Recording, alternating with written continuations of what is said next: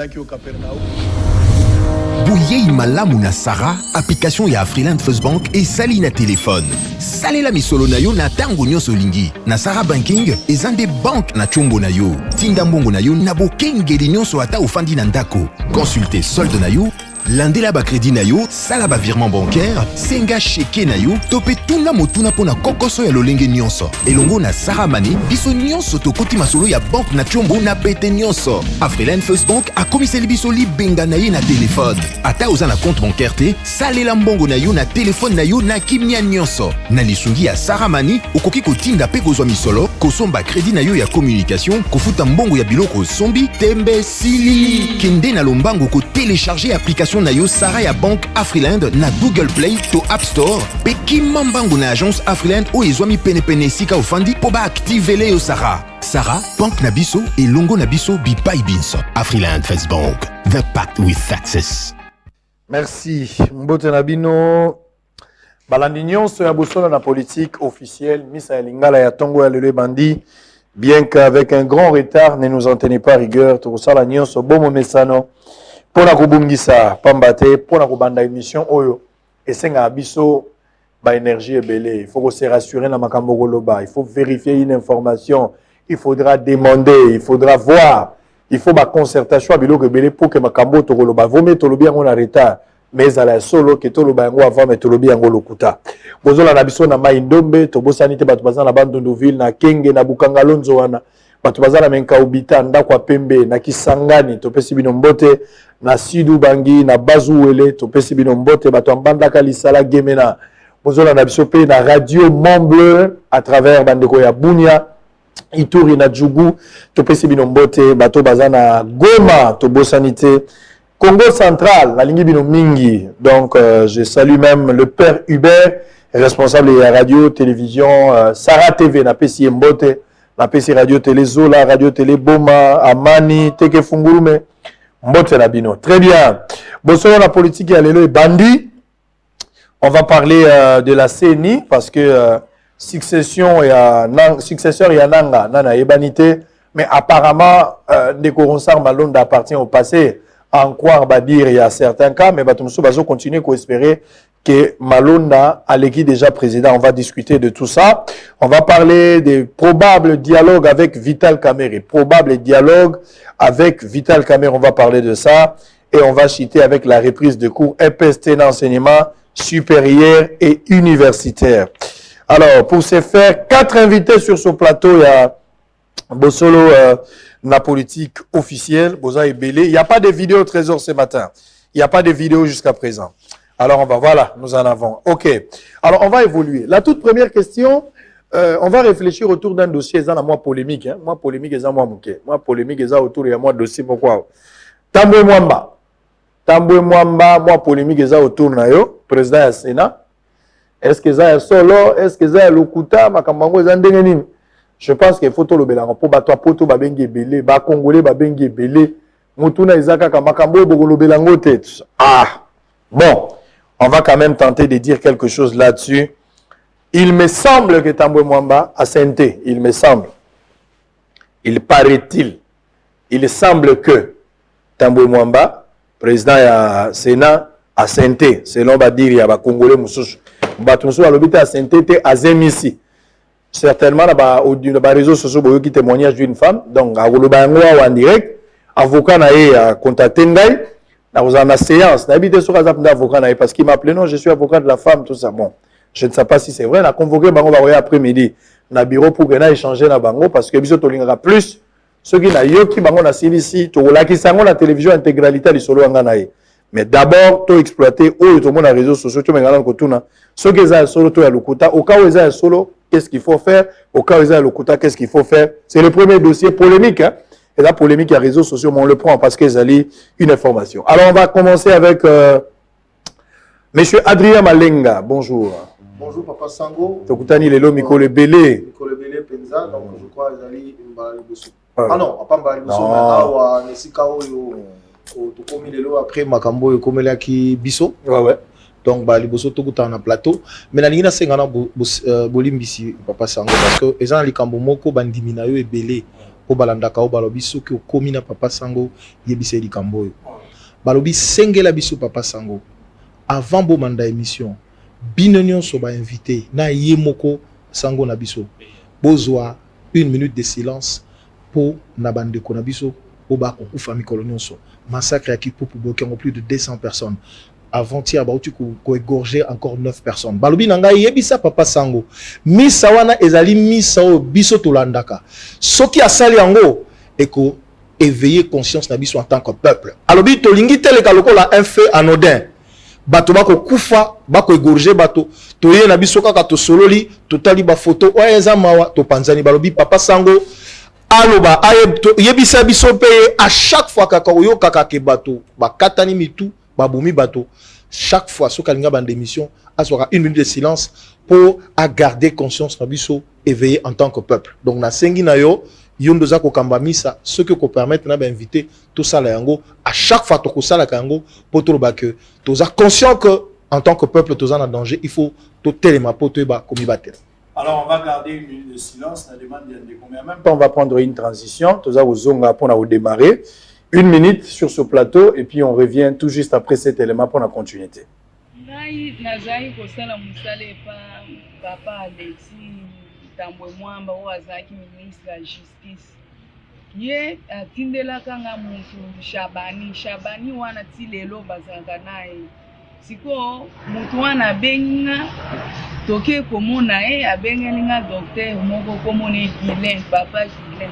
Docteur wana atali état santé nanga alobeli Papa savoir. Siko ye akomiso auti Kinshasa ke Kindu azolinga boko bima na ye na bandi ko bima na ye après nde na ye kozwa zemi ya mwana oyo ntango na zemi ya mwana ekomi 7 mois atindi mbongo na ye Kinshasa okoma na Kinshasa na vwandi epaleki na ye ya mwasi mama Emiliana na adresse ni na azalaki na Gombe na immeuble na Ethiopole siko kovanda wana ye azalaki na habitude ya kotindaka moto aye kozwanga toke na ma campagne epa na ye ba 22h baye kozolisanga après 1 mois nde namoni lisusu garçon wana ye o papa azoluka yo kokoma kuna na tokotika na lopango na kuti mwasi na ye nde mwasi yo nde mwasi oyo otaki kindu nga na bien ya abengi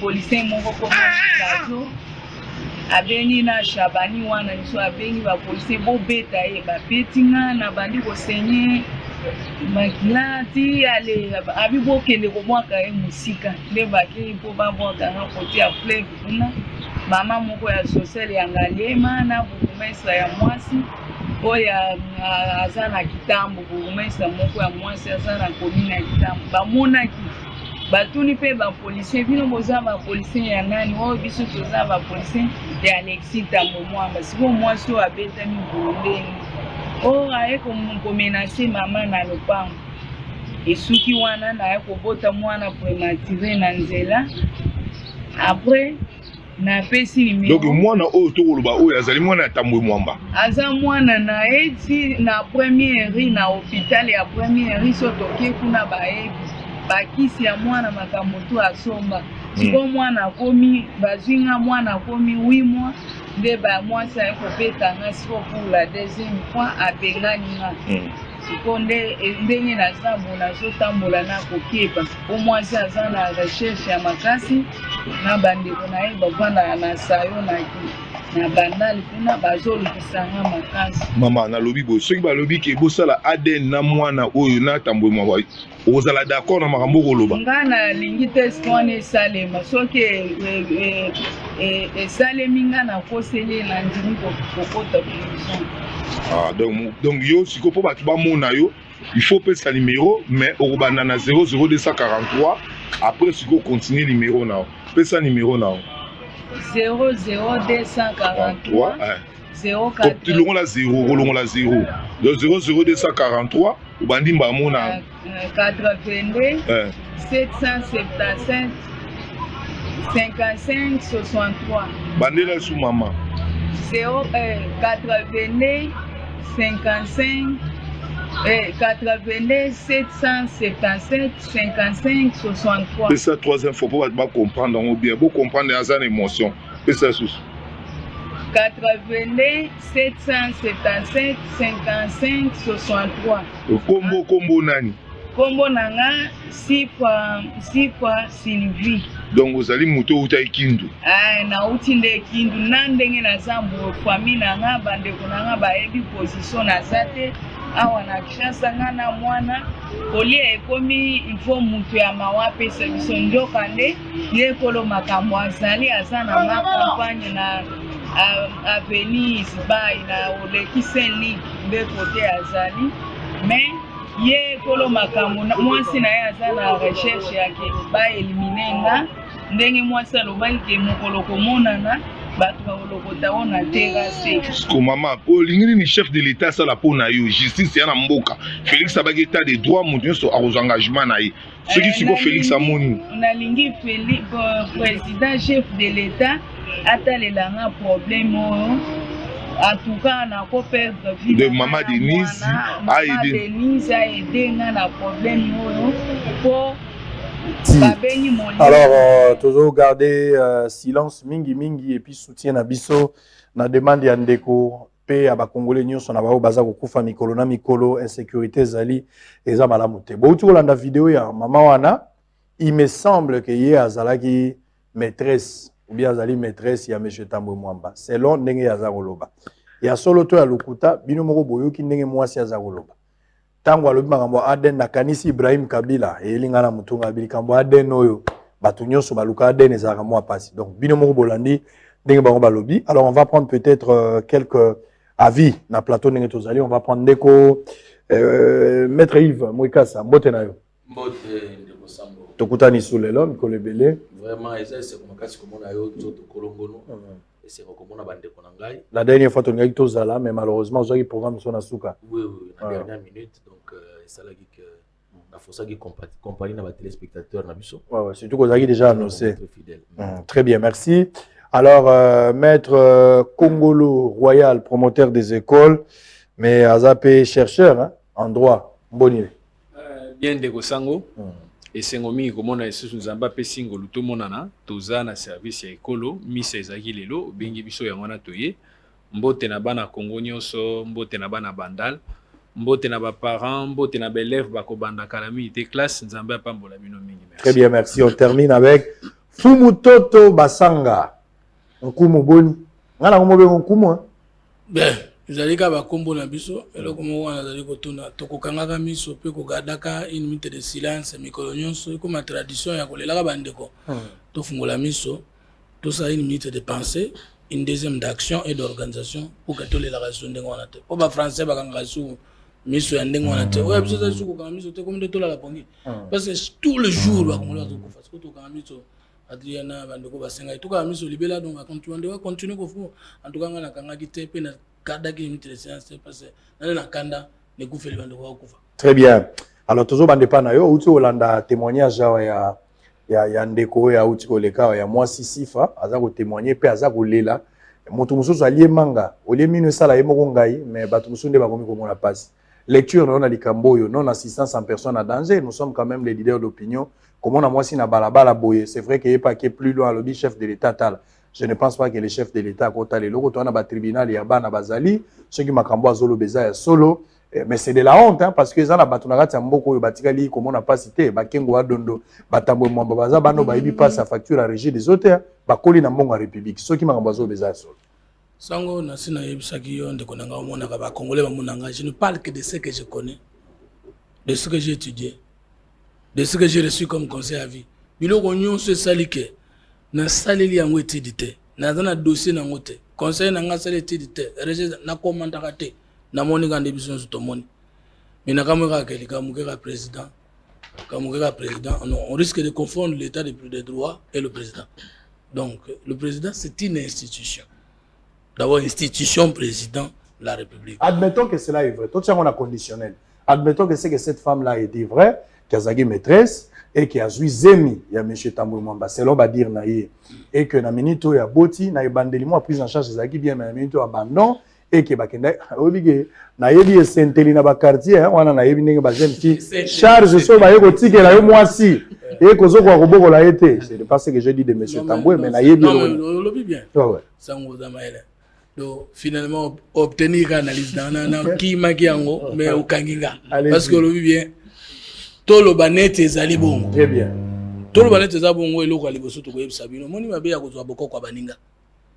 po ngai na za mfumu soko nalingi nazwa mwasi mibale na komona ye na sepe na ye me aza mwasi ya bato te na kokende koyebisa mwasi na ngai avana sola na ye mama na ngai abana liboso na koyebisa ye miso ekei kuna yo omoni ndenge nini mpona kokoso zali na ndako soki tokoko bakisa moto mosusu epa na biso polygamo yo kaka boya ikotelema ya malusamu na bino lokuta ezalaki organiser ndenge wana soit vous allez na famille ya mwasi na yo bapona yo lenge ya mibale babakisa soit otuni autorisé na mwasi na yo nkumu asalaka kindumba te epa na biso nkumu kokukaka te pa bandeko na biso bateta balaka diwala do senge diwala da motango ça veut dire c'est la première femme qui donne l'autorisation pour que na mwasi mibale po aditer ezala te mwasi na yo akoki jamais kobunga likambo zosala mokili mobimbe koki kobunga mais ta femme ne peut pas ignorer ce qu'on a na deuxième troisième quatrième moyen sikoyo likambo ekomela ye ezali te parce que soki ezalaki ya solo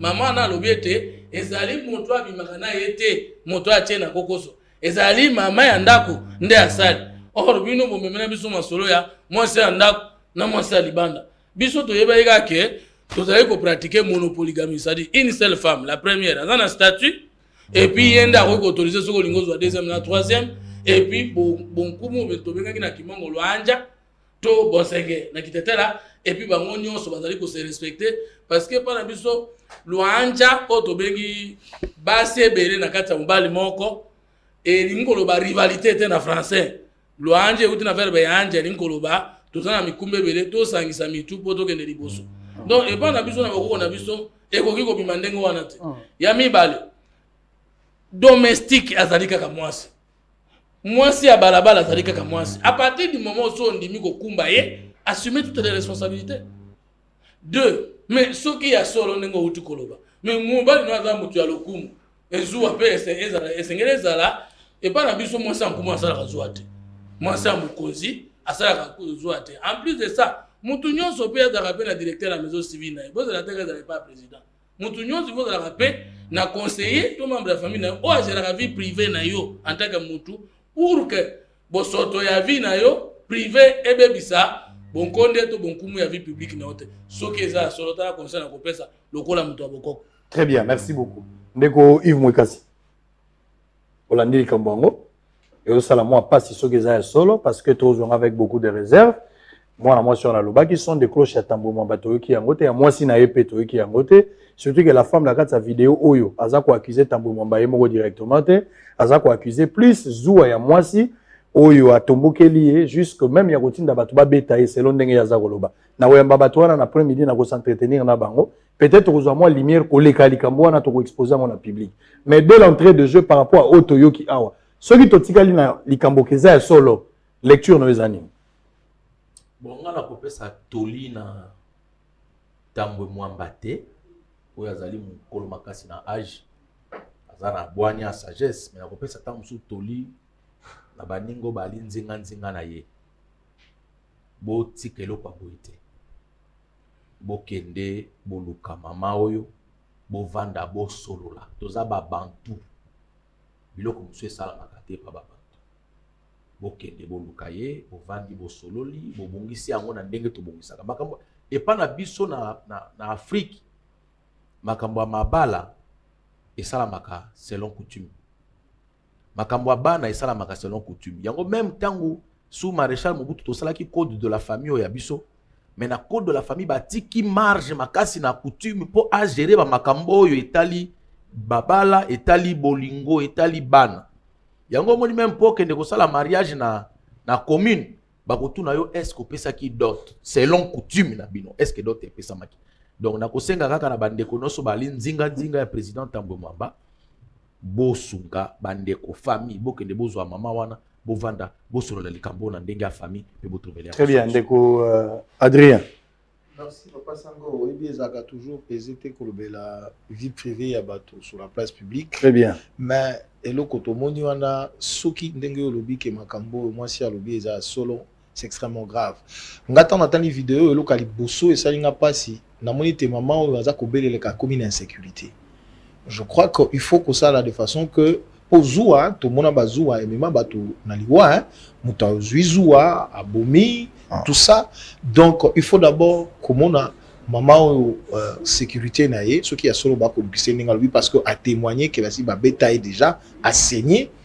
Donc tout ko ndima yango te parce que ça likambali bala ndenge ndeko tu ko bakuna. Donc sécurité ya moi si oyo sécurité ya innocent na to soka zali moi moi si to moi na mobali pour na moni na mboka na biso vie ya bato ekomi nango désacralisé hein.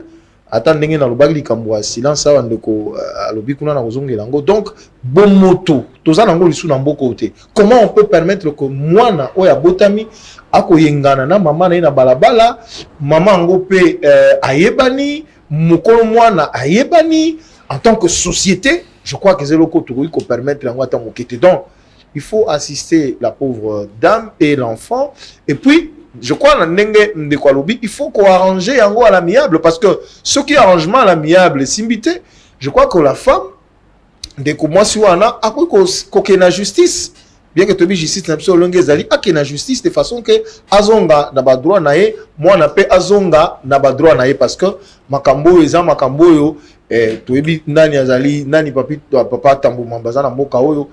Malheureusement, homme politique dans la vie privée,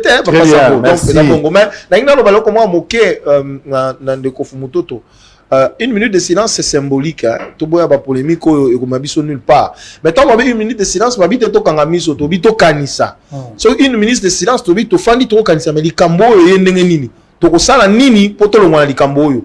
Dois prendre conscience d'ango parce que l'objectif c'est quoi? Juste interpellation. Oui, l'objectif c'est quoi? L'objectif est que bato bako katana na machette na mboka, bato bako na vivre, toko vivre normalement alors que tout le monde na mboka mususu rapidement ndeko sango moto azu mondo qui a continué école abomi bala mi balemi sato. Même au niveau de la présence de la République, toute la société est donc. Alors, il faut à un certain moment trop, c'est trop. Depuis l'avènement de conglomérat des aventuriers, Tilelo, donc on vit des situations. Très bien.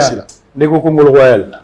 Merci Mingi, merci Ndeko Sango. Je pense que l'idée maîtresse centrale les aliga ande batu balobi awa. Ezali kambo e comme na famille la biso batu baindo ate pa ba mindele. Et sengi ko vanda ko solo là. Et au sala moi passe mingi pour elo wango ba soki est dans ozolo belango conditionnel to bande to ba. Bien sûr parce que à côté toza ko zele te ba confirmer ngo. Mais soki ya ko affirmer. Voilà, soki kamango eza solo et kozala moi marapo e bandi lelo te. Okanisi li solo ya champagne. Oui le kaka batu ba monaka yango. Batu baza déjà na ba cicatrice wana ba kamaka. Sénatrice. Papa Tambwe Mamba azali papa wa bongi na lokumu mingi. Aza papa mukolo, aza mutu biso to tosaka. Et senga ki penza mingi likambo oyo a gérer yango en famille. Ndeko alobi ke kolanda na justice, bon, à moins que na civil soki eza ya solo, mais na niveau pénal eza infraction oyo e salemi, mais ndenge azali na ba immunité moya kolandela lelo e kozala te. Eza abandon d'enfant. Je pense que loi na biso ya suka awa eza ko protéger bana mingi. Problème est kozala entre papa na maman. Problème est kozala entre ceux qui eza solo papa Tambwe Mwamba nandeko oya mwasi. Mais moi na wana zali innocent ndenge bandeko balobi awa. Moi na wana akoki ko sala pete mboko na biso e bénéficier na bomo ina lokola moto. Ya ngone ko senga ete ata so azali mwana na ete papa Tambwe Mwamba zangi mbongo te ya kosunga ta moto ya balabala. Donc nazo comprendre te et ko banda boni ndenge maman o azolo baki mobule bandi na ndako déjà ba garde corps bazalaki ba keti ba boka mutu na fleuve makambo na soki vraiment eza ya solo donc tant ezalaki ya ko luka mutu ko sola. Moi je pense que ko sola na famille et ko zelo moi malamu chef de l'état za na likambo sala wana te maman na za na ba droit na ye ba instance procureur a oui ko se saisir mais to que sur le plan pénal parce qu'il y a menace de mort. Oui, papa Tambwe Mwamba azali na ba immunité mais maman na biso maman ya Tambwe Mwamba soki eza ya solo na oyo maman oyo alobi soki eza ya solo ki bakangaki ba beti alaki na zemi soki ya 8 mois asenyaki bake ko boka na fleuve soki eza ya solo to ko benga on est assassinat pour le benga qui est na téléphone yaka ils allaient préméditer yaka nisi ke azokende kotala mutu oyo bazala na ye nzoka azokende kotala papa voilà aki okuta yonde outi kindu donc tozolo bango na ba conditionnel to éviter mais soki eza bongo ngana ko senga kitoko na ba niveau na te lisolo ba sola je pense que aussi très bien merci beaucoup alors on va changer de chapitre ngala zolo ba clair hein au moni basi baza tellement fragile faut que protéger moi si faut que protéger moi si soki tozolo baka soki o vient nga molia lo baka soki fwani soki kaka soki likambango eza solo vraiment esengeli ndeko tambwe mwamba oza mobali soki ya solo makabo bazolo beza solo et que botaki na mama oyo ndenge na lobaki soko liembango kima komone longi ya mukokoli te donc soko liaki penda makambo oyo il faut zana ngoti na suka au garder po moi ça leki moi c'est muso azalité bango nyonso bazali basi soki eza solo récupérer moi na surtout ko zana makila na yo parce que oyebi ke ngana komo mona kutu kisi ya covid-19 au-delà mindele ba oloba moi c'est à cause de la kisi vrai kisi ya covid-19 vrai kisi tendresse à moi c'est ko biksa na covid-19 donc bolengela moi c'est au sala bien alors on change de chapitre on va prendre Seni to banande ko fumutoto Seni lelo yo mutuna ekomi monene bato ebele bakomi komona vraiment aujourd'hui que Ronsard Malonda appartient au passé bakobeta lisolution na yote alors que il y a récemment ici Malonda zaki entériné oyo bato ebele bamona que ça va bien que ba marche à contestation pèse la qui ebele oyo bato musu bazaki pour ba marche ba super aboya qui marche mais lelo bato azomona que les gars appartient au passé. Je voudrais avoir quand même ma lecture Nabino par rapport à la procédure. Est-ce que lelo sengelito reprendre bakamunyo soit zéro pour ceux qui pensent que Ndeko Ronsard appartient au passé. Naladi abeshole ko aza ko tambola zali moko ya bato ba bazalaki na lisanga tamba ko discuter sur kotia moto ya sika oya ko kitana na nanga tango abimi epa ya Kabund yende pe na malobana ya confirmer que Malonda appartient au passé, c'est-à-dire il faut kanisa nani oya ko remplacer Malonda oya ko kitana nanga bien sûr lelo esengeli to sala remplacement directement ou bien il faut to banana na audit na réforme s'il savait qu'hypothèse il y a passé au bazo qualifié na Malonda izali confirmé lecture na 4 minutes c'est un dossier essentiel sengeli bopé samaele na place soir nasengana no so parce que na ki sujet na ngote que ceux qui tolo likambo ya port de ya cachine te tokoloba makambo port parce que économie fond de commerce puis police azo rationner mbongo bile to ebite so ikoti na gonda ya l'état combien taxe na ngweza wapi pour population na zo souffrir sous koleka na koloba bondeko omone loko eza passe na mboko yo ezali diversion mboko ça passe na mboko ezali manipulation et loko c'est na mboko ezali positionnement na contestation mutuelle inutile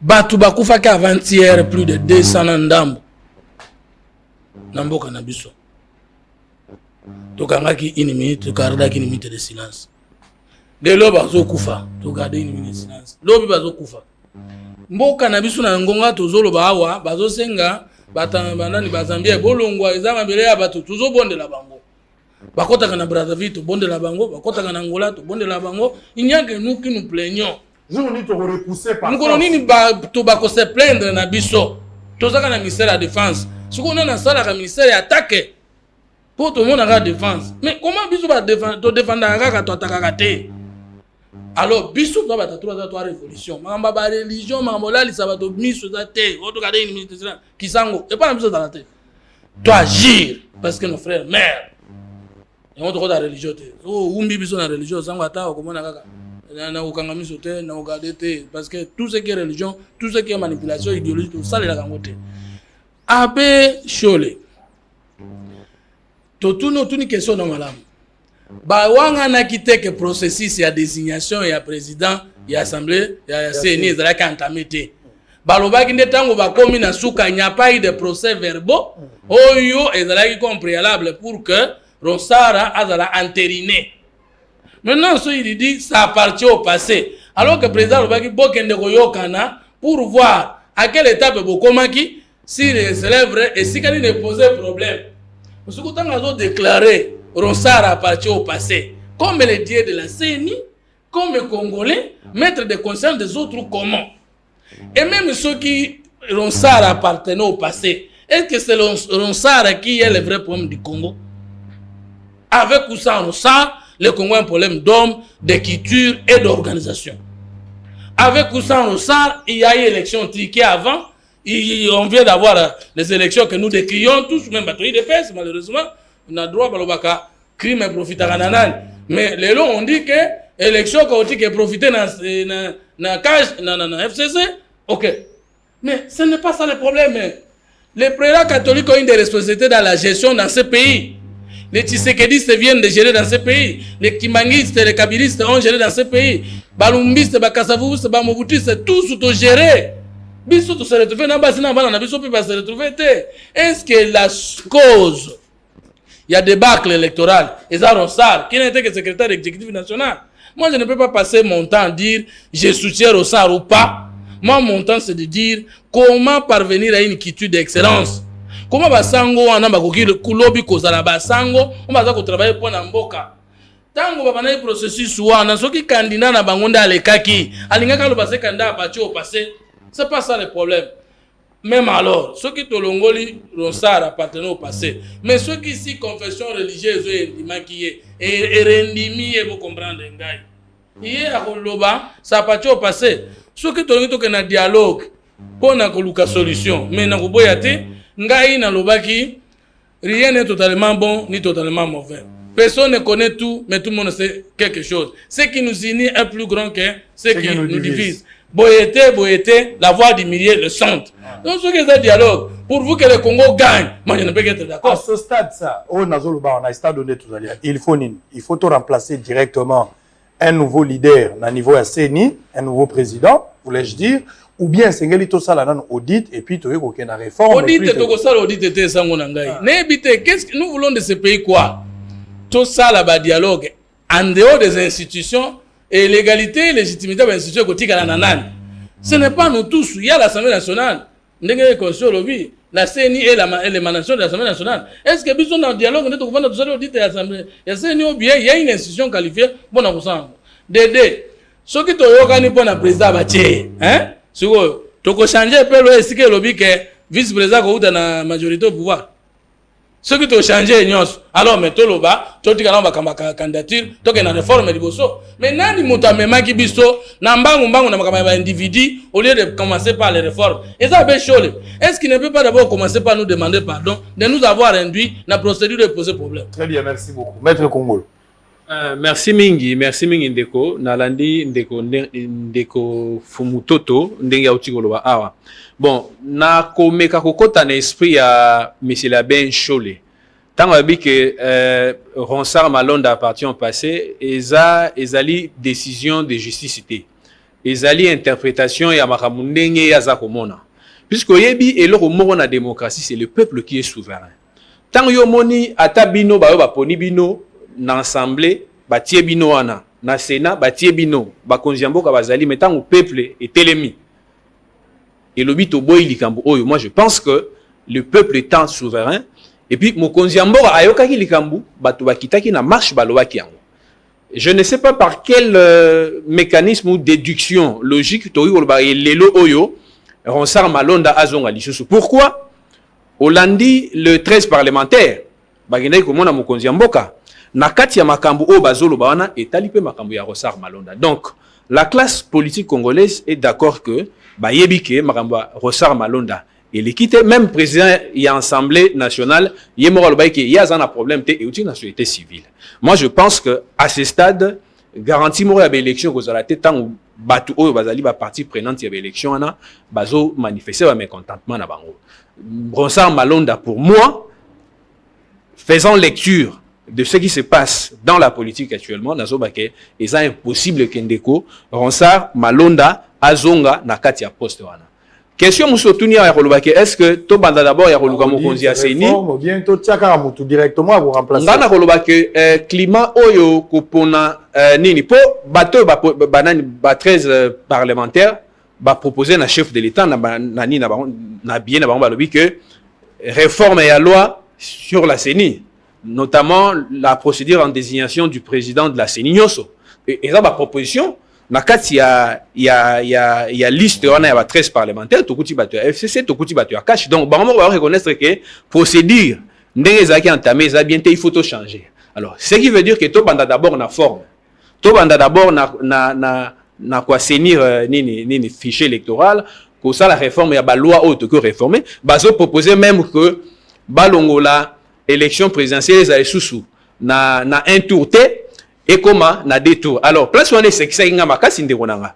Mais toloba qui était tobimi na deux tours, tozongi na un tour puisque mbongo ezalité bato baza konyo kwama. Ndeko mfumutoto auti koloba bato bazo kufana. Est-ce que senga makokiti? Dollar réseau matériel senga makokiti. Sikoyo raison nini? En vertu du principe de la continuité de l'État, vous voyez que mbongo ezalité, tout ça les dépenses à la minute, tout ça les élections dans un tour. Bazon que ça on a deux tours point. Est-ce que loi basala qui libosona basala qui en pour mutu moko ça la bénéficiaire ndé mutuna ongazo tuna. Moi je pense que Likambo ya Rosa Malonda, il appartient au passé. Ne mettons pas la charrue donc avant le bœuf. To bongisama et sengami et bongisama makambero pona présent à seni. Et gozali Likambo kaka ya ba confession religieuse o bango ba pona ki wana te ezali Likambo société civile biso nyoso to kota. Très bien, merci. Oui, de quoi Adrien. Non, Papa Sango, merci. Obi, ngai na kokota na makanisi ya Bechole te mena koloba o nokaki na matoi na nga na monoko ya Bechole. Parce que nga nazalaki parmi ba communicateur à la moko to connaît comme na ye. Très bien. To keiti kuna to moni to sori na ye.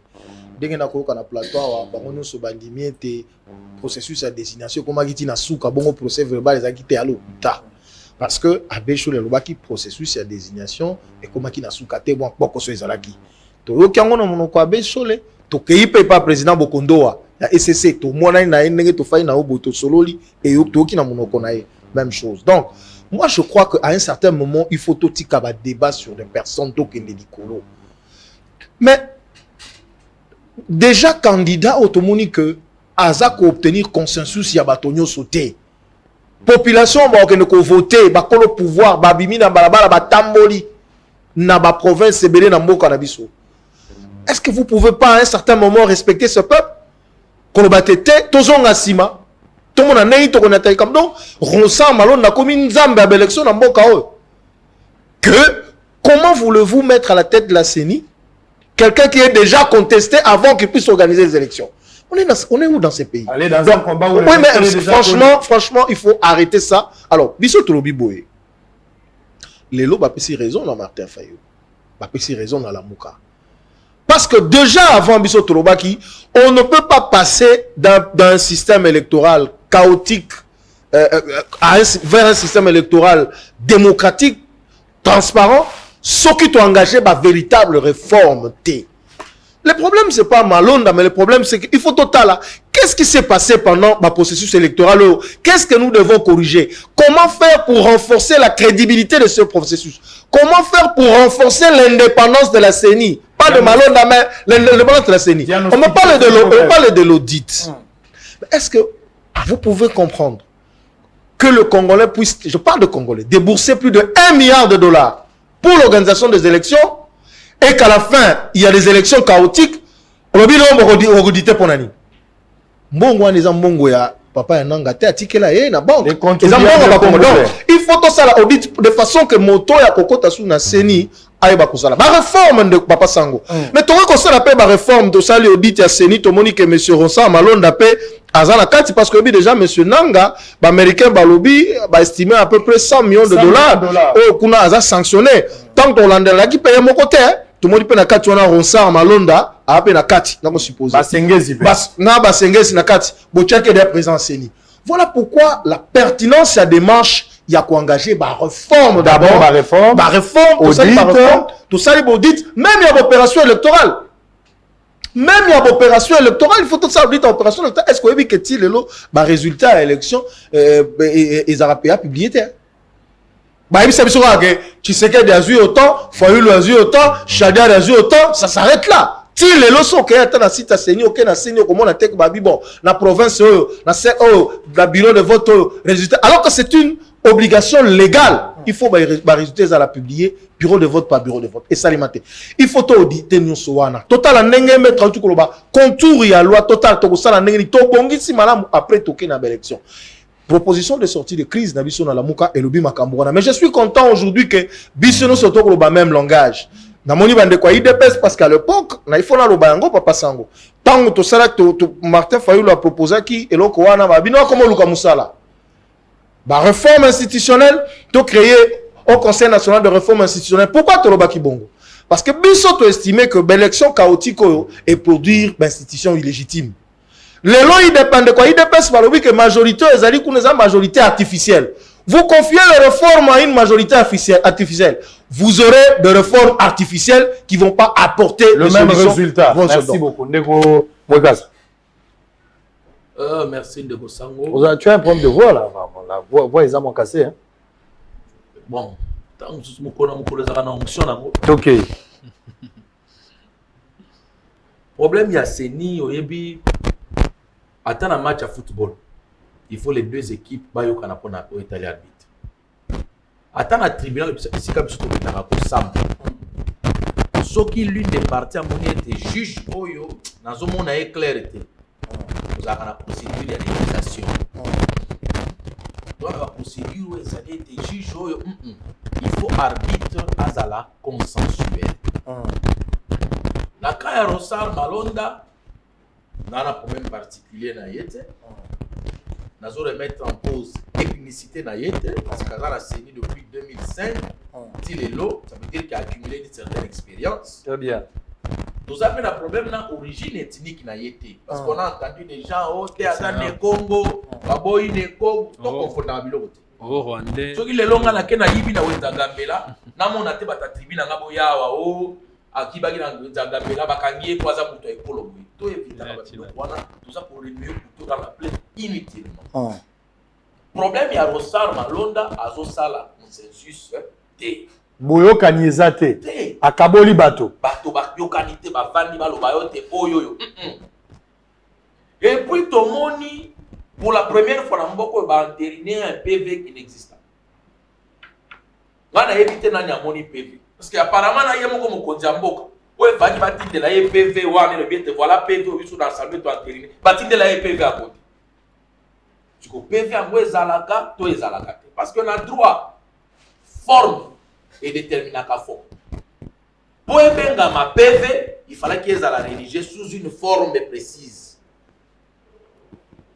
Ndambo ya tata molimo, ba lobi ete, tu t'as jamais au sala vote, ba sous ba lobi to sala vote. Qui besoin PV na botia la place publique batali PV lobini pour apprécier le degré de fiabilité à PV one mutu atikala komona PV azat to bongana te wana basala makambo malamu eloko nga na boyaka pe na yoki ya monde konanga fu mutoto azongi la moli susu ete biso nyonso toza mabenga na lingaka langage wana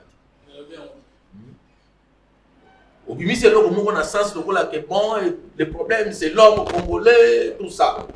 Je veux bien mais la langage on a été bon anime parce que tant que tu peux adopter responsabilité individuelle tout comme le quoi banyama kana banyama de mutaka la faute. Très bien. Na kati na bato na droit balobaka. Je pense que la principale pose pas tant ça sur G1 ou biso qui est as ibius et si ko bato basangani il faut ba régler ça. Mboka ndenge zawa responsabilité ya cameraman na responsabilité ya Janine Mabunda na kokufa ya mboka eko ki jamais kozana ndenge moko parce que mutu na mutu sur ba peso ba grande responsabilité ba peso ba grande charge ba grand pouvoir eza ko entraîner ba grande responsabilité bato ba ko baby sa processus ya élection en 2023 si ba yebani bon ko sala ete ke mipa mbangu ali ba bise biso président mo pas seli contester mais lobi to ba kufi to lobi ete eza ba mbote eza mentalité ba congolais non action nyonso oyo personnage to personnalité politique aza ko so eza kana ba conséquences na ka Rosar Malonda il n'est pas encore trop tard tous c'est la télé lobi ba ko fa parce que accord ezio kana kité autour on qui langage soit da Yesu Christ ko sala élection mutakondima ya zaki. On est dans le langage, le langage gestion en beaucoup de ça veut dire qu'il ne croit même pas que Makamoko sera malade. Très bien. Il faut tout changer même esprit. Donc, dans le cas précis, Batata Molim, Babande la processus na bago, pour la processus, Bango Moko n'a pas mieux qui sont Très bien, merci beaucoup. Vous avez censé vous avez massage. Et c'est là qui vous sangali, vous misez biso mutumo ko biso no stolo bia bomoni, batata molimo ba koti likamo. Parce que vous avez censé vous avez guider dans cet esprit. Mais makabu ko ça, tanga yo kaso. Très bien. Nazozonga pas na bino. Nazozonga pas na yo, je vais prendre le deuxième sujet, mettre à compléter plutôt ozonga po. On va encore rencontrer Mouké. Non, attends une minute. Non, yo ça la 1 minute. T'as 1 minute, na ça. Soit 1 minute, il y a donc on a lobby boy. Quand on a un problème d'homme, problème de critères d'organisation, c'est pas tout le monde. C'est-à-dire l'homme qui est là n'est pas l'homme de la solution parce qu'avant lui c'était les problèmes, pendant lui c'est les problèmes, après lui c'est les problèmes. C'est ça le langage en sciences politiques. Pour nous d'homme c'est pas tout le monde. C'est-à-dire Nabato va prétendre qu'il faut trouver solution, mais depuis que dans la société j'ai cité les Mobutistes, les Kabilistes, les Tshisekedistes, les Kabilistes et les Xengistes consorts. Je vous ai pas cité, j'ai pas cité tous les Congolais. Donc il fallait pas mal me raconter. Deux. Principe de mettre aux avocats, non? Quel est le principe? Moutagera liboso na régime amabe à ozonga soute. Mais voilà Kabila c'est quel père falongwa, muzitu falongwa, bemba falongwa. Quel est le principe? Ceux qui moutagera na seni ananga koyate. Ceux qui ne quoi ça moutagera na Kabila. Est-ce que tout le monde qui a géré avec Mobutu est mauvais? Est-ce que tout le monde qui a géré avec Nanga est mauvais? Quel est le principe à faire na responsable? Parce que consensus c'est qu'on a répété na mokili. Po Yesu balingai na bato nyonso te. Nzambo balingai na bato nyonso te. So yo zui lelo mutu alobi ke rosa te ndeko. Biso to bibi na baba to boye. On doit continuer à reprendre. Très bien. To définir ba principe, ba règle et réforme. Très bien. Oui ndeko, s'il vous plaît. Bon, nakolo baboy ndeko ça na raison. Mais eloko moko oyo parfois oyo azolo bateza puisque président Seni bazwa ici au base ya consensus, c'est ça le principe. L'idéal c'est le consensus. C'est-à-dire il faut mission to ndima ke to ndimi azala wana. So consensus c'est mité ya onde token élection. Bon, élection au tokei. Mais décision ya base ezate. Yo ozali juriste en devenir ndeko sango, ngana ndeko toza avocat bandeko ba grand intellectuel de haute facture, na yebi tangu tosala ka appel. Mutuaza satisfait na décision ou eza rendue par le premier juge a sali appel. Mais soki na appel wana a joindre décision te ya premier juge appel on ezala nini ezalaka irrécevable. Yangwana Assemblée nationale et kokaki ko entériné te Rosar Malonda alors que procès verbal. Donc il n'y a pas eu de décision. Basali moko bo mettre décision comme acte juridique et ça l'a quitté. Yangwana président de la République a brandi droit de veto naé. Donc sera ça et donc elo mususu mbeltonga tokama. Comme il n'y a pas de décision, ça veut dire qu'il faut to zongela makambu à Bovo. Très bien. Yangwana sukelo to condamné zande nini batu moi groupe ya babengani ba 13 parlementaires bazu ba kiomoni mokonzi mboka po bango ba sola makambo. Non, pas convoquer dialogue. Très bien. Alors pas convoquer dialogue. On va entrer dans le dialogue tout de suite. Oui ndeko. Non mais papa Sango, obi mboka na biso le gens na tina ya bras de fer entre un groupe d'individus qui veulent imposer quelqu'un à la tête de la CENI avec la population, avec toute la classe, avec la majorité de la classe politique. On n'a pas besoin de ça. Nous avons le problème beaucoup plus grave sur lequel nous devons comment dire travailler, réfléchir pour te banner tout Samboka. Donc trobi ba distraction il y a monsieur comment dire Ronsard Malonda, vous imaginez toute une nation comme la nôtre penchée sur une personne qui s'appelle Malonda, on passe de moi autour de lui, c'est quand même inacceptable. Je crois que notre tour à table qui va comprendre qu'aujourd'hui l'essentiel, Fumoto te vient de le dire, faut engager de réformes. C'est ça la voie. Je ne sais pas si les gens ne veulent pas le dire clairement parce que ça vient de Fayoulou. Il faut qu'on engage de réformes. Tu vas quoi? Sénir, comment dire, processus électoral. Tout le monde a nino et tambola qui m'a moté. Na ma ponomio et qui n'a pas le cas qui kuna de façon que tout bon s'attend toke na ma ponomio toke ne kuna vérité des urnes à la respecter, c'est-à-dire volonté à peuple ou à exprimer na ba ur. Très bien. Oui, négocier ça. Une minute nous autorité. Na une minute. Ndeko Fumoto talobi ete tozana un problème d'homme, toza d'accord. Mais un problème d'homme se règle par des institutions et des normes. Parce que la homme providentiel était là, tozu muto asika problème domicile. Bon domicile la kandenge nini? Muto likoso ayibi bokangi, yami bala yibi bokangi, yami sata ko yibati. Muto likoso aboki mibeko bokangi, yami bale bokangi, yami sata ko boka mibeko. Donc ce qui tous à la même système, même logo, ils ont justement pour responsabilité individuelle qu'ils ont établi. Muto habite bato 60 na kabila bayiba. Mais tu connais bandenge nini? Il faut tout trier total. Chaque monde doit répondre individuellement. Yo ba chaki une entreprise telle, bilan ezanini. Siko bato balingi te bilan wana esala. Tolo bakanga bon ezala ki yemo côté tozala ki bato ebele donc batika ya leka. Non. Donc il faut chacun à répondre individuellement à la responsabilité. Si vous avez dit Royal Aïbate. Mais Aïbate. Tout le monde a bien dit, oh, non, ça c'est Kabila, ça c'est Mobutu, non. Mais ce qui va s'y beaucoup mieux couvrir au Yahibi, c'est que beaucoup de même. Très bien, merci beaucoup. Alors, on va prendre une petite pause. On va prendre 2-3 éléments et puis tout à ce que dialogue parce que ça sent les dialogues. Tala Batunde Bazo ça la défilé au Kenota la caméra à niveau à prison. On a signifié présence. Il y a Ndekonemi Moulaya, tout le monde Basengezi Azalaki, Abisho Lazalaki. Ne bozo kende wana bozo tala mukuna te bozo suka kake pa ya kamera. OK mukuna za pembeni wana. Bozo tala papa te. Bozo tala papa te, papa zaka pembeni wana. Bozo suka na bali bozo pendant que na ba suka papa azali. Bazo tala rimagite, bazo tala Edika Pende te, ça il faut le dire. Bazo tala nani osusute. Bamaros baza kotala ete bato baza ndenge na kati esengeli pe batala mais baza kotala bango te pourquoi pas ba congolais nyonso baza na kati ba ope bakangami botala pe bango kosala bien ça sent les dialogues. Est-ce qu'il faut se mettre autour d'une table na utayi kolota ndoto moko lobi mais na moni ndoto ngo ezozonga kaka na loti ke Fayulu azongi na Kisasa Fayulu ake kokutana na Félix akutani pe na Kabila na moni yango na ndoto Angelo ya na biloko wana yebsinga ba 4 heures comme ça. Tant ayibisinga bi okondimelo ko nazolo banote menaza mutu na laksara tant na pusani mo muke na ye ko mona lisusu nemi ya sololi na kamere wana kana ndoto mais tant ba sololi ezake kamere na nemi bayokani rapprochement salami ya INC na PP na FCC pour que ce dialogue salami oh ndoto ngo zoya c'est que FCC a quoi apporter cahier de charge ya INC kamera za probable premier ministre.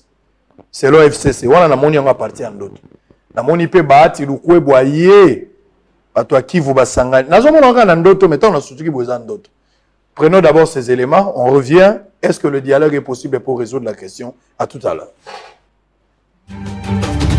Le ministère de l'économie nationale de la République démocratique du Congo est situé au 5e niveau de l'immeuble du gouvernement.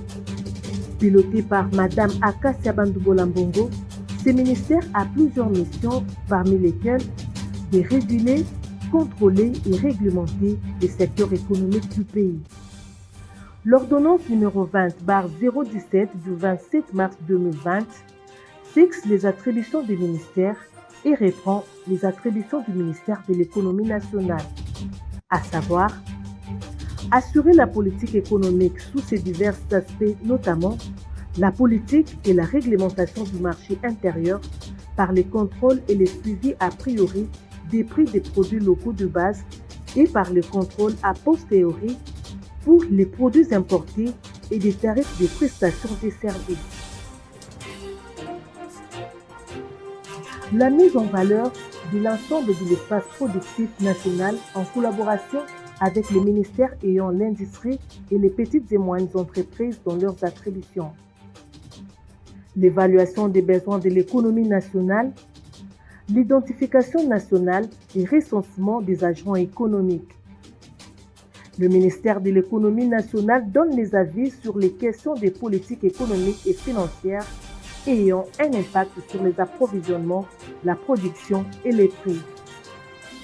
Ces ministères assurent la politique, la législation et la réglementation de la concurrence sur toute l'étendue du territoire national.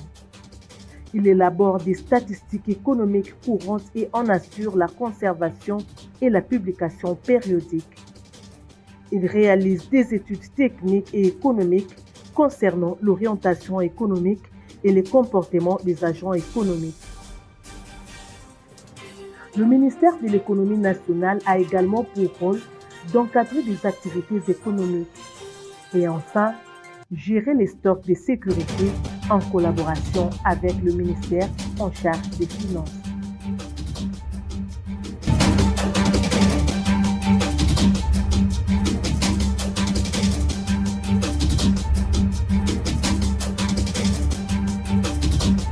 L'annonce du calendrier réaménagé pour l'année scolaire 2019-2020 faite par le ministre de l'Enseignement primaire, secondaire et technique Willy Bakonga, c'est lundi. Les cours reprendront le lundi 3 août, uniquement pour les finalistes des humanités de l'école primaire. Et selon quelques finalistes rencontrés sur place, ils s'opposent farouchement à cette reprise des cours, car selon eux, ils n'ont pas épuisé les matières et le nombre de jours prévus pour une année scolaire.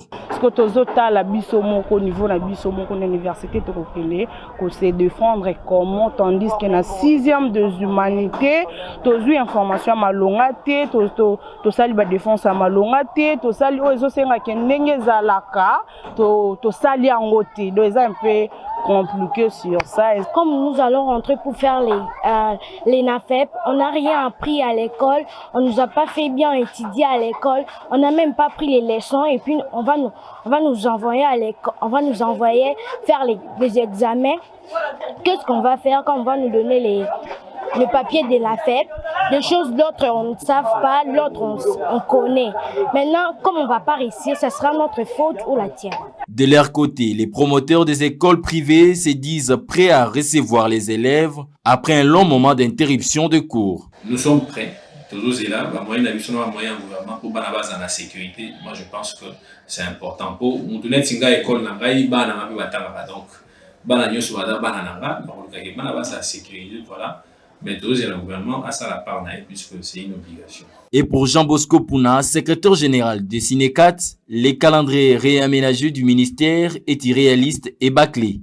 Bana bazanga ki 49 jours à cours. Bongo tango to sali réaménagement na calendrier na ndenge na biso to yekola to moni que calendrier wana ekopesa ndingisa ke bana bazongela bana oya terminal ndenge chef de l'état lobaki bazongela mateya oyo nyonso barataki bakozongela yango kino bakosilisa yango bongo tokei na tena FEP bongo tokei na examen d'état wana ekozala eloko atina tokopesa bana na esika te bamema bana mbala moko basala bate na FEP na mayele ezali te pamba te bauti 5 mois na kati ya pandémie bavandi bongo mbala moko bazongisa bango bakende sala te na FEP wana ekomi vraiment diplôme pour le diplôme biso na ngambo ya Sinekat tolingi yango te donc calendrier wana ezali na bakokoso. Le parent quant à ce ne demande que la mise en place et le respect des gestes barrières à observer avant la reprise des cours.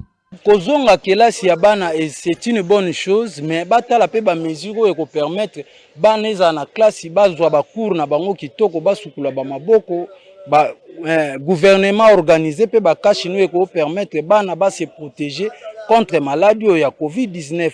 Qui tokei na côté ya maladie pandémie ndenge ezo sala rage tozo mona ke na kati ya école eloko moko esalamité tozo banga pe biso moko au cas où ba enseignant oyo parce que tozo yoka bazoloba ke ata badnini ba test moko esalamité ke o ba dépister ba enseignant to pe ba sala ba dispositif lavage main tout ça na école exacte. Au cours d'une déclaration faite devant la presse ce mercredi 29 juillet à l'issue d'une assemblée générale de la synergie des syndicats des enseignants de la RDC par son porte-parole Jean Bosco Pouna, la synergie exige la démission du ministre d'État de l'enseignement primaire, secondaire et technique Willy Bakonga qui est accusé de la gestion opaque et personnalisée des fonds de la Banque mondiale destinés à l'éducation. Pour tous ces manquements graves à la gestion d'un système qui exige de la compétence et de l'éthique, tous les enseignants réunis à l'Assemblée générale exigent la démission pure et simple du ministre Bakonga Willy avant la rentrée scolaire 2020. S'agissant de la reprise des activités scolaires et des... Merci. Alors, on va terminer. Test nenge tolobaki concours et aussi la lelo. Donc, enregistrement, il y a une inscription, on va clôturer lelo. Test le 27 septembre, à l'Athénée de la Gombe. Donc, l'élo à partir il y a 16h, tout ça va clôturer. Même 17h, pour la bateau, vous en arrêtez, vous aussi salé. Donc, moi, on a $10, besoin d'inscription. Moi, on a des tanga pour l'obtention de bourse. Français, anglais, mathématiques et puis culture générale. Obtenir 75%. Avantage des alliés, ceux qui m'ont joué en haut, à l'université, bah, à charge, il y a des frais académiques, il y a moins à kotanga na mobile. Baboti ba kotika la na charge, il y a kofuta billet à moi, logement à moi, pégolier à moi. Bonne chance na bano barozwa. Je pense que Egozala Malamboso na politique a accompagné sur le plan communicationnel cette structure univers service Tosali yango pour napopesa maboko pena bana na biso. Alors nous sommes arrivés pratiquement à la fin. Je vais prendre d'abord info du jour. Justice pour tentative de meurtre. Franck Diongo confirme sa plainte contre les gardes d'Obem-Inaku. Le président de la République Félix Tshisekedi a reçu ce mercredi 29 juillet dans la soirée à la Cité de l'Union africaine Jeannette Kabila, sœur jumelle de l'ancien chef de l'État Joseph Kabila, Corneille Nangaa, ancien président de la CENI, et Kazadi Niembwe, ancien AG de l'ANER. Kinshasa, Silvano Kasongo dément les fake news lui attribuées restreignant la liberté des cultes. La République démocratique du Congo, au moins 170 civils enlevés entre avril 2017 et mars 2020.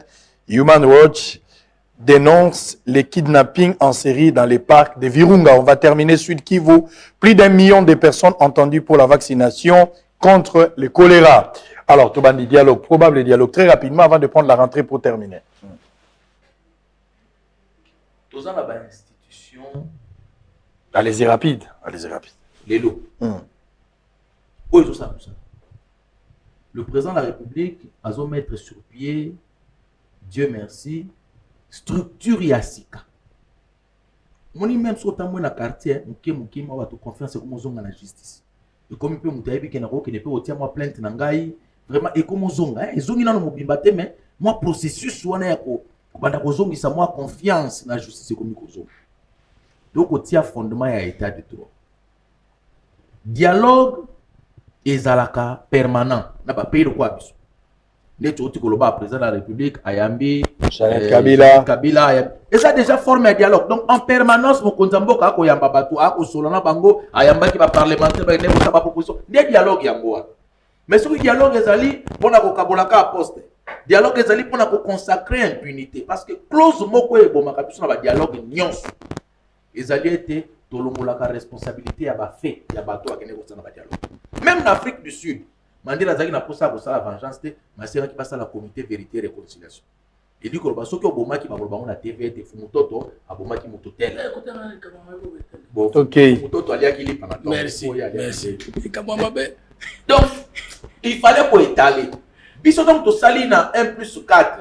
Ba créer une commission vérité et réconciliation. Mais tika la pour ça attend musala te. Toyoka ta te sikana ni vérité. Ce qui dialogue les alliés pour na kata close de l'obalo ba été 1-1. Mbongo noso ekendaka na Bukangalonzo, mbongo ekendaka na FPI, mbongo ekendaka na boye tokolana lisusu makambo wana te, c'est que tina dialogue yako ezali.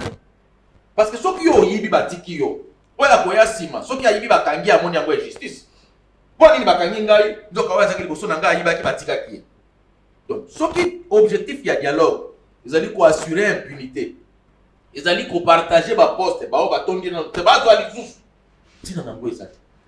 Au contraire, Babongisa, Mokozambo Kaza kotia ba jalon pour être mboke comme quand même na moi système ya malamu to kei to bongisi et seni to bongisi élection oya ko gagner en 2023 a gagner à mettre en œuvre le programme na ndié ko esengeli to ke na ko ya.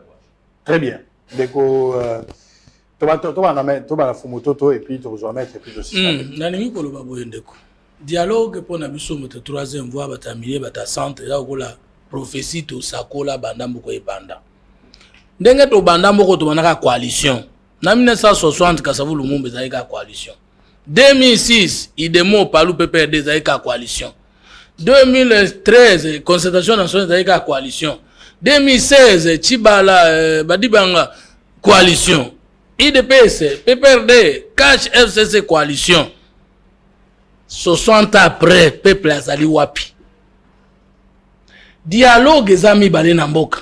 Babenga biso na Belgique na des dialogue. Toko kaka moko ya partage de poste table ronde. Tango babenga biso na table ronde économique toko kaka te. Il y a un dialogue nécessaire au Congo aujourd'hui, à dire forum citoyen, pour tout définir, tout repenser la notion de l'État mal né le 30 juin 1960, la République inachevée le 30 juin 1960, et la nation qui n'existe pas à cause du tribalisme, régionalisme, incompétence, malgouvernance. Ce que les alliés sont en forum qui traite pour fixer l'option fondamentale d'État, mais ce qui est l'eau, Félix Tshisekedi, Chilombo Antoine a salé rare. Il y a un dialogue politique, d'abord à perdre la légitimité dans l'égalité. Parce que, bah, il y a l'élection, les gars qui m'a Yé, aïbaki maponami. Apparemment, ils ne reconnaissent pas les institutions. Biso toko reconnaître les institutions, c'est-à-dire qu'ils ont fonctionné, et jusqu'à présent, il n'y a pas une crise majeure. Non? Ce n'est pas parce qu'il y a des problèmes au pays qu'on va dire qu'il n'y a pas des institutions. Dialogue extra ou en dehors des institutions, toko vandi sango na cadre nini. Mais comme le dialogue à président koyoka tous les courants politiques et sociaux. Ba Congolais kokuta na kosola. Par exemple, question ya CNI. Ce qui processe, c'est-à-dire que ngai na Congo tona batumbala ba déranger mboko. Les gens qui ont créé des intérêts par la bourgeoisie administrative, balingaka koyoka teta de droits à la po babatira, oyo bazwaki. Nga je fais partie ya batu bazwa pona batela. Je ne fais pas aussi non plus partie ya batu bazoluka kozwa ya mabe. Ngai naza lokola avocat, nateka kama makanisi na ngai, nateka kama recherche na ngai, nateka kama mbongo na ngai, na mayele na ngai, ne na lei sakabana na ngai. Ce qui est de droits et ngai ko batela ngai. Parce que je ne fais pas partie des Congolais qui endeuillent les autres Congolais. Donc, tu peux soutenir les Mboka. Attends la présidence, attends l'institution président, attends l'alliance FCC Cash. Dans le banana Joseph Kabila, on ne garde pas l'équipe qui perd. On ne change pas l'équipe qui gagne. Et ça m'a wap, et ça m'a wap, ya malamu kokumisa, ya mabe kolongola. Maintenant, ce qui ça. Mais donc, on a rien qu'on rencontré. Yo, le problème, ils ont tout bon, c'est pas structuré la loi. Non. Mais pourquoi ça ne marche pas? Mais pourquoi le peuple ne se trouve pas? Non. De mon côté. À travers le monde, il y a les prévoyants. Je donne l'exemple de Confucius. À l'équipe Mao. Mais Mao, à l'équipe président Zassuko. À Congo, Tokoko m'appelle à niveau Wana. Il n'y a pas de mauvaises troupes, il n'y a que de mauvais chefs. Nous attendons un homme. Pourquoi ça ne peut pas être Tshisekedi pour trouver des solutions pour le Congo? Très bien, merci beaucoup. Oui, Ndewatria.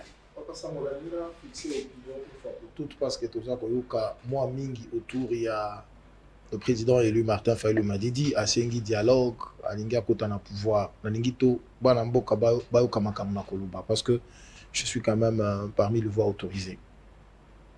Bisso na dynamique pour la vérité des urnes. Bisso na la muka, toko kabola elo kamoyibite.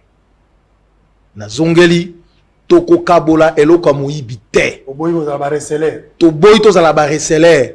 Lelo tokoki koloba lobi toloba ki ete pouvoir euti na peuple te bongo lelo tokota na kati ya pouvoir wana po to contredire makambo tolobaki tolobi pouvoir euti na peuple te tokokota na pouvoir oyo ata mokolo moko te na ningelo bandeko bayebeloko wana mais ya mibale lelo biso nyonso tomoni ete makambo ekotambola malamu te notamment en rapport avec CENI processus électoral. Il faut ma réforme, nous sommes d'accord dans la réforme. Alors qu'est-ce qu'il faut faire? Nous disons ceci. Je crois que Bandeko, il y a UDPS qui va comprendre.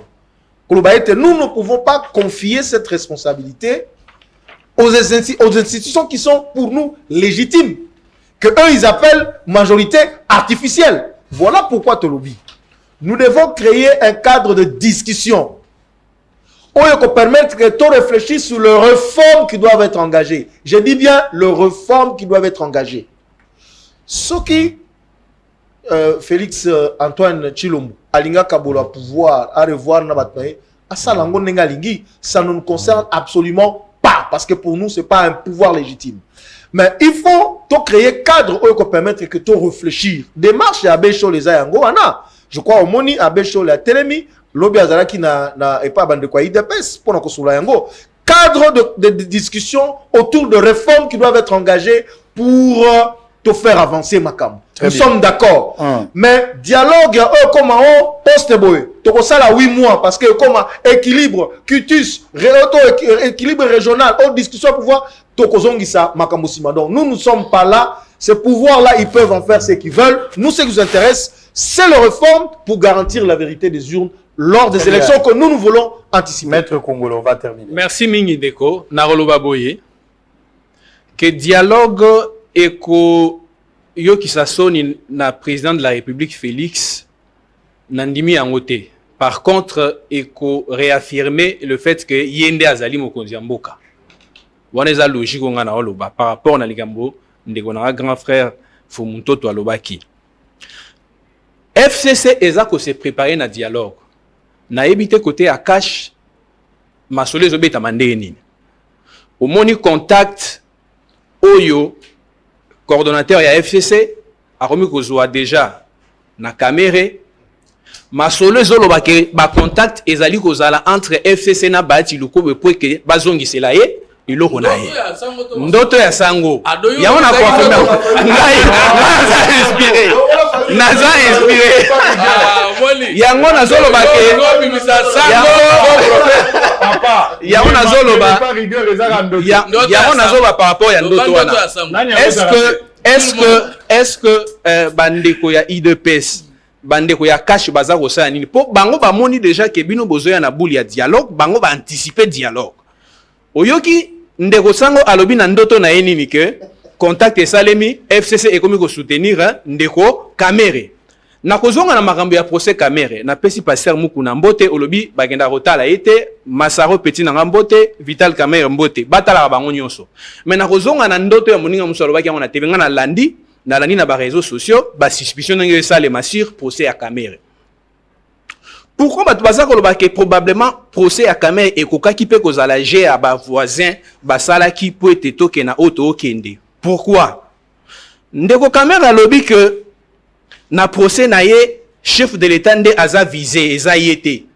Mais comment se fait-il que lobi ndengona metango nyonso oza ko exposer ka chef de l'état que je fais tout sur ordre ya chef de l'état et créer contradiction tende ko sango.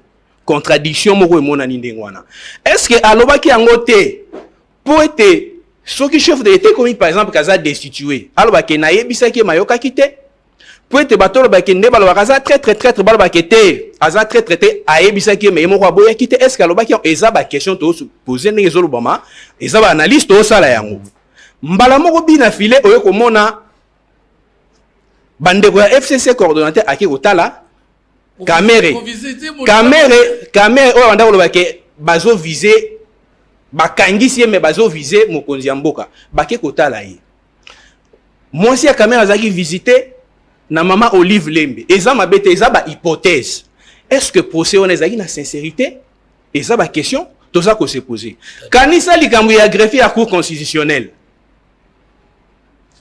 basengi congrès greffier à cour constitutionnelle a 5 dossiers bima qui est na cour constitutionnelle bali ni ke betama à partir ya ba élément oyo selon batu mususu eza ba analyse que procès ya Kamere ko zape bali betama ki Félix azokanisa ke pona ye eza état de droit que justice a osa musana on soki masaza innocent a osala innocent soki mwana maya za condamné a osala condamné mais côté ba voisin ba beta ke kalikambo oyo nde ba otanga tanga ko beta bali eza bah, question nous a qu'on se poser. Merci beaucoup. Alors, nous sommes arrivés à la fin. Dernier mot, Moutolamtaos doit pour terminer. Donc, vous pouvez savoir au dernier mot. On va terminer. Plateau Gozanango ouvert, il n'y a pas de problème. Reprise de cours ou non, Patmoussou Balingui reprise de cours. C'est vrai que le ministre a déjà parlé. Enseignant, il y a école primaire, bazo qui de grève, bien que classe est à Ozonga, bazo annoncé yango. Enseignant à niveau de l'université, grève. Est-ce que cette année, pour ne pas se voiler la face, est-ce qu'il n'y a pas possibilité, l'année prochaine, de reprendre ma communion? Professeur Bahati, na PCP Mbota na poto, bakangami na COVID-19, alobaki maye le mo alobi, vaut mieux banda classe ya année prochaine, bazwa qualité ya malamu, que to matsa bango avec beaucoup de précipitations, mais finalement, bana ba bâti na qualité T. Une minute, on termine directement parce que nous sommes arrivés à la fin. Merci Sango. Avant d'aborder le point à Bana, là, si on va le dialogue. Banda 1960, nous avons un dialogue dans le Congo sans qu'il y ait abouti à partage à gâteau. Dialogue dans le Congo est partage à gâteau, na impunité pour na bateau basala qui matin. Depuis on parle pas de dialogue. Nous avons un président de la République oyo ayena esprit asika. Président Félix Antoine Tshisekedi azana esprit asika. Justice mukie bandi kozwa moins souffle, moins indépendance. Et comme il a moins plaisir, d'être biso ba avocat ozo ke de kosamba la tribunal, wana moins plaisir et être juge osa nunu wawa, azate ko état de droit comme kozo.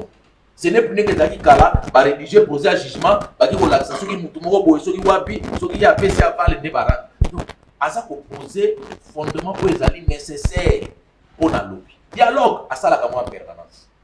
chaque semaine aza koyamba bato ayambaki bamagistrat ayambi badepute wana baide mpona réforme ya seni ayambi bato ya fcc akoyamba mikolo nio dialogue yango wana azoyoka mpona kotala koma tokoameliore donc to renforcer totia maboko nzambe abatela mpona oyo etali kelasi ya bana kanisi ete ezali sujet moko ezali très sensible basakanaka na avenir ya bana te bane plus eza koleka plus eza kokende tokomona ete niveau même ya bana ezokita yango leo tokoma na bana asilisi diplôme mais soki akomeli yo 3 phrases en français et 3 phrases 45 fautes et pourtant le français eza langue d'enseignement et pas na biso donc eza vraiment niveau eza kokita landaka ka ba analyse o ba soi-disant intellectuel to ba intellectuel ba diplômé d'université ba ko sala lelo eza na ba internet eza na ba nini yo moko ko sentir était vraiment sur le plan ya moi niveau baisse ezali donc na kosenga na ba professionnel ya secteur wana bazwa question oyo eza la question politique té très bien bavandi penza batali est-ce que soki bana oyo baleki classe bakoleka classe na bagage oyo eza prévu na programme pour année oyo to il faut trouver mécanisme. Très bien, merci beaucoup. Windego. Merci beaucoup, Papa Sango. Très rapidement, à Tossi ici. Très rapidement, on a Kambakela, on a rappelé le Komoko Amoutuya, ce qu'on permettre Ngaï, le président élu Martin Fayulu m'a dit il y a décrété qu'il le 2 août comme étant journée nationale pour commémorer le génocide congolais.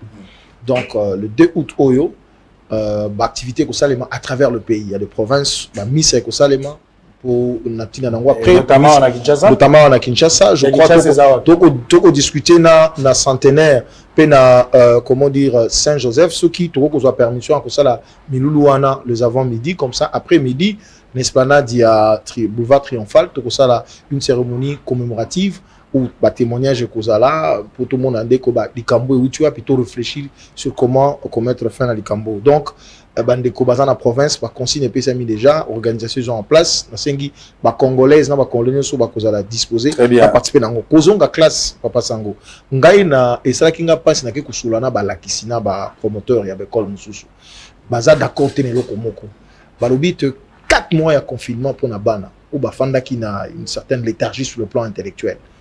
Babi, classe saison de 3, 10 jours après, c'est-à-dire le 13, et ça a bon voté. Nous ne pouvons pas aujourd'hui nous permettre de compromettre l'avenir de toute une nation.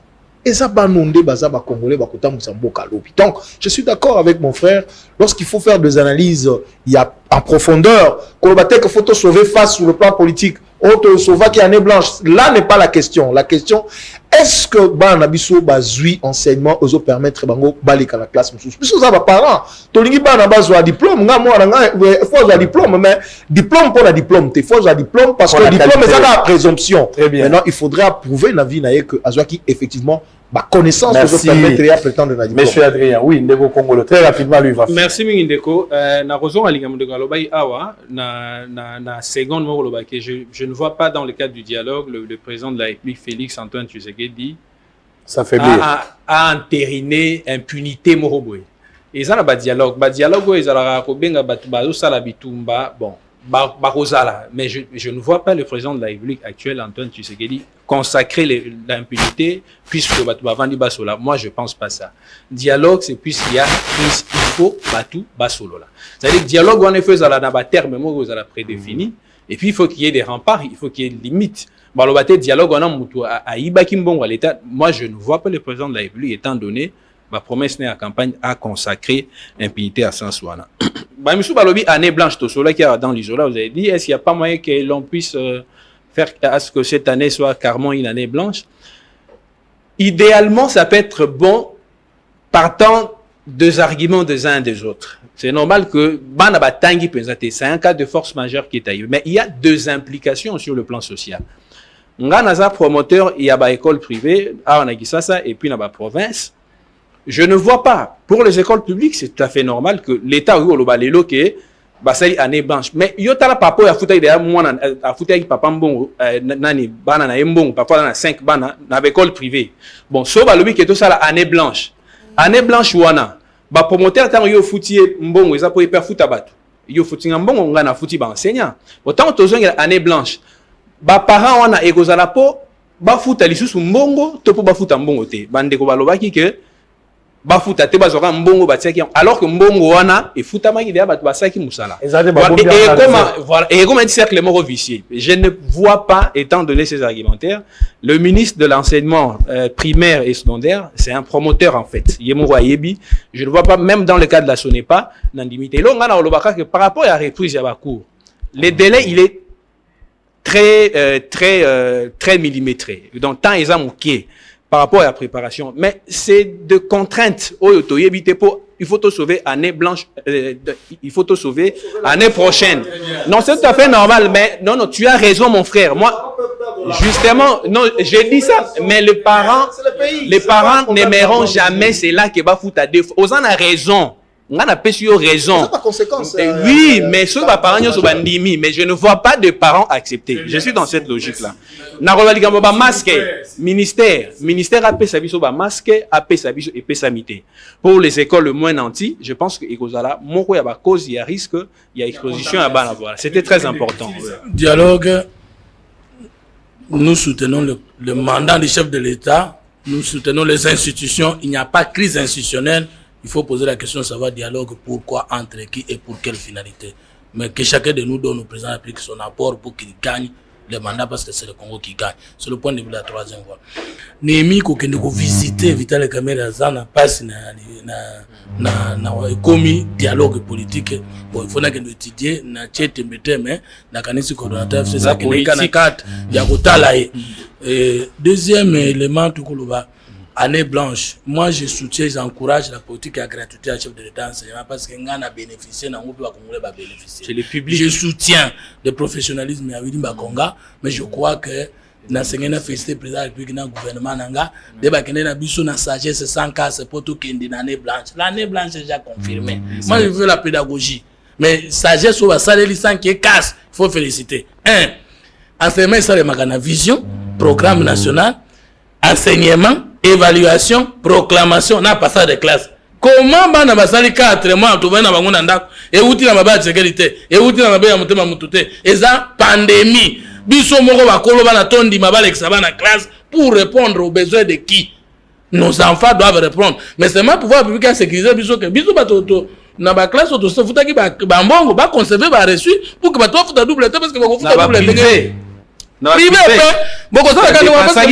vous plaît, au Sénégal pour toute l'année, mais vous n'avez pas servi les parents qui avaient payé pour l'enfant. Bon, l'année prochaine. Nous avions partiellement servi. Mais oui, mais le calcul est simple. Et pas un nombre de $1000 par mois, divisé par nombre de mois de production. Et puis le reste, bah, foutate. Mais bien,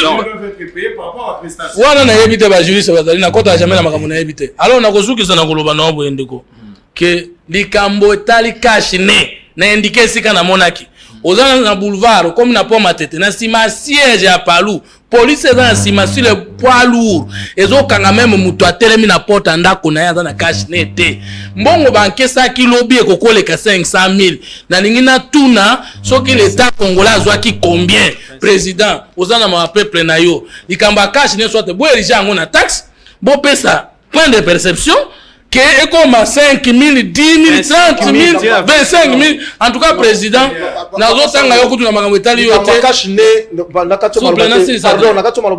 complété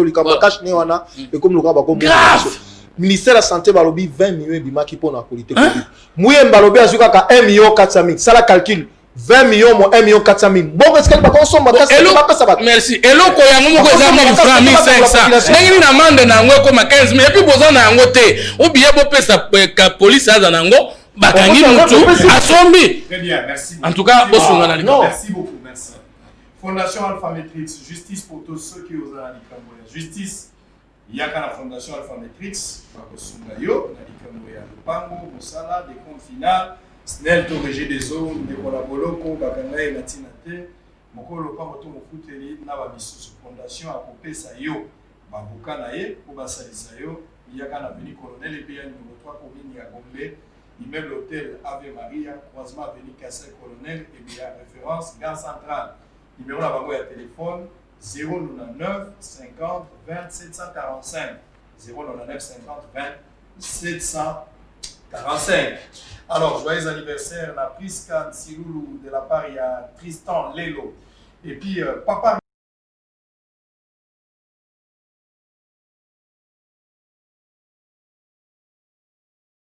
Donc, on appelle ici au côté papa Richard Kabango, au Ezali, cadeau spécialement, il y a Guéric Mpandamadi.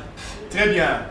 Alors, blanc, plus blanc que neige, blanc, plus blanc que neige, lavé dans le sang de l'agneau, je serai plus blanc que la neige.